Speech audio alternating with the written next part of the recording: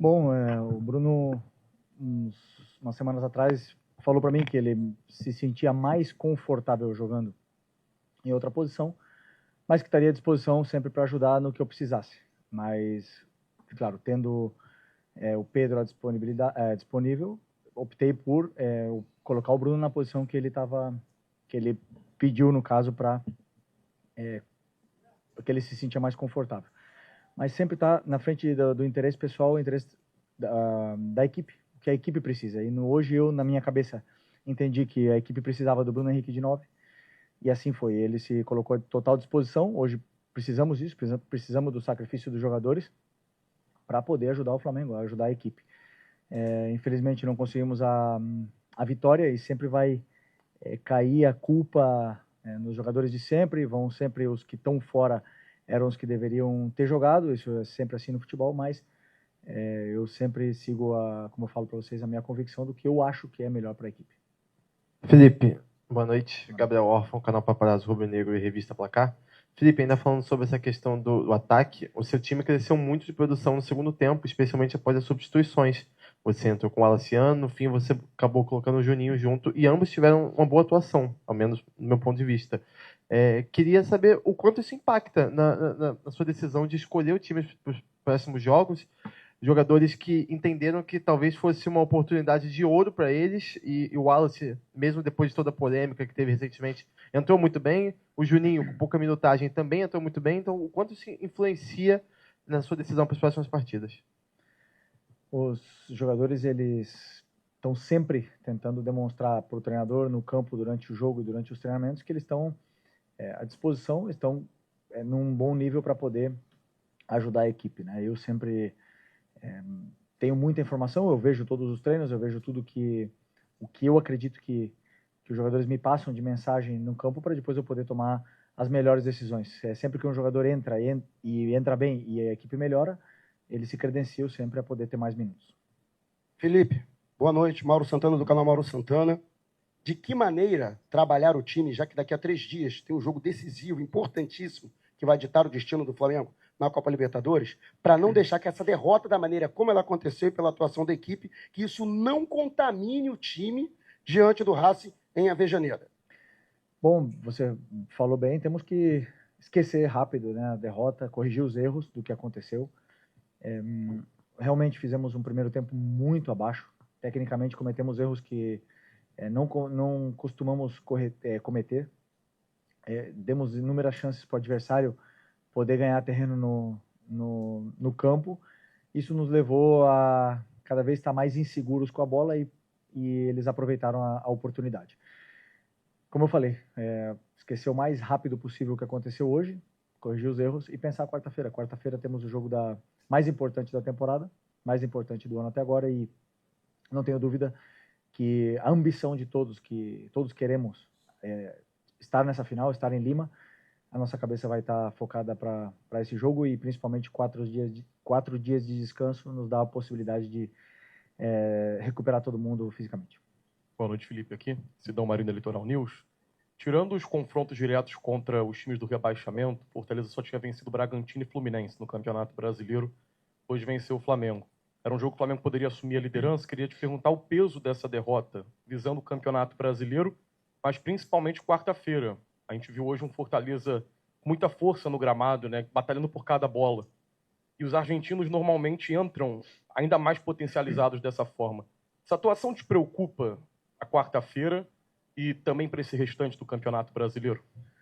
Bom, como eu falei, cada jogo tem uma história, o adversário te coloca dificuldades, cada adversário tem peças com características diferentes que vão te colocar sempre dificuldades. O Fortaleza foi assim, né? Não contávamos com essa atuação e com essa derrota. É verdade que viemos de uma sequência muito pesada, com jogos aí a cada 3 dias, e jogos duros, tanto a nível físico como a nível mental, mas absorver o mais rápido possível. Eu gosto sempre de tirar a limpo, né, o que a gente fez mesmo na vitória, as coisas ruins, e também na derrota não foram só coisas ruins, também houveram coisas boas. Então, dizer para os jogadores o que realmente aconteceu no campo, e a partir daí preparar para o jogo de quarta-feira. Felipe aqui, O Flamengo vem de uma boa atuação contra o Botafogo, depois o Palmeiras e depois o Racing. E está aí para disputar o segundo jogo da semifinal da Libertadores. Você acha que essa partida que acontece no intervalo entre os dois jogos, o Flamengo vai ter que correr lá em Avejaneda também, acaba que inconscientemente o jogador ele acaba entrando, se preservando um pouco mais no jogo, tirando um pouco mais o pé, até com medo de sofrer uma lesão, de se machucar e ficar fora de uma semifinal e quem sabe até de uma final de Libertadores, caso o Flamengo passe? Eu queria que você falasse um pouco sobre isso. Bom, pelo menos eu quando jogava, nunca, jamais. Eu entrava no campo e dava a minha vida independente do adversário que tinha pela frente. E eu acredito que eles também. Como eu falei, o jogo hoje, nível técnico, domínios, passes, até mesmo atacar ao espaço, coisas que a gente fez muito menos e pior do que a gente vinha fazendo nos últimos jogos. Isso deixou o Fortaleza mais confortável dentro do campo, cometemos cada vez mais erros e demoramos para entrar no jogo. Quando entramos no jogo já estava 1-0 para o Fortaleza, não entendemos rapidamente onde eles estavam deixando os espaços e somente no segundo tempo onde fomos criar chances mais claras de gol. Mas não acredito que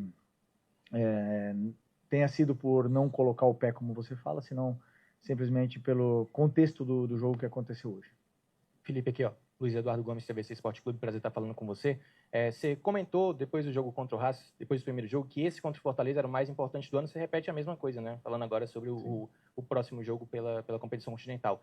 Eu queria que você falasse um pouco sobre o aspecto físico, porque o Flamengo saiu atrás do placar, não conseguiu pelo menos um empate. Eu queria saber o quanto que isso pode interferir para o duelo pela Libertadores, até porque o Racing não joga nesse final de semana, descansa até a próxima decisão. E se de alguma forma você foi surpreendido pelo Fortaleza na postura, ou realmente era isso que você esperava, marcação aguerrida, um time forte na marcação, que apostasse nos contra-ataques, se de alguma forma você foi surpreendido, pelo menos naquele início de jogo? Não, nenhuma surpresa, zero.